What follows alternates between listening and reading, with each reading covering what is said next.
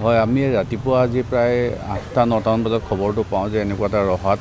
জুঙল বলুহত এটা এক্সিডেণ্ট হৈছে আৰু তাতে আমাৰ আৰক্ষীৰ এজন বিষয়া তেওঁ আঘাত হৈছে আৰু তেওঁ হস্পিটেলত লৈ আহে ইয়াত হস্পিটেলত অনাৰ পিছত অলপ ট্ৰিটমেণ্ট পায় কিন্তু তথাপিও তেওঁ মৃত্যুক আঁকোৱালি লয় আৰু তেওঁ আপোনালোকে জানে যে এজন খেলুৱৈ আছিলে ভাৰতবৰ্ষৰ নাম তেওঁ বিদেশতো সুনাম কঢ়িয়াই আনিবলৈ সক্ষম হৈছিলে গোল্ড মেডেল পাইছিলে আৰু যথেষ্ট প্ৰতিভাৱান আছিলে আমাৰ অসম পুলিচৰ বা ভাৰতৰ কাৰণে ডাঙৰ ক্ষতি এটা হৈছে আজি আৰু আমি আৰক্ষী সঞ্চালক প্ৰধান মহোদয় তৰফৰ পৰা আমি আজি ইয়াত শ্ৰদ্ধাঞ্জলি জনাওঁ আৰু তেখেতৰ বিদেহী আত্মাই শান্তি পাব বুলি কামনা কৰিলোঁ তেখেতৰ ঘৰ জামুগুৰিত এতিয়া লৈ গ'ল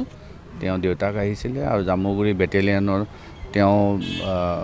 আছিলে বেটেলিয়ানত কিন্তু বৰ্তমান খেলৰ কাৰণে ডেপুটেশ্যনত আছিলে 4th হেভি বেটেলিয়ানত এনে অৰিজিনেল বেটেলিয়ান 12 হেভি বেটেলিয়ান আৰু তেওঁৰ ঘৰৰ মানুহ আহিছিলে দেউতাক আৰু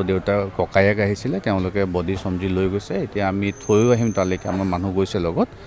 আৰু আজি সাগে হেকৃত্য সম্পন্ন কৰিব আৰু যিকোনো খবৰৰ বাবে যোগাযোগ কৰক 7099017330 লগতে 7099017110 নম্বৰত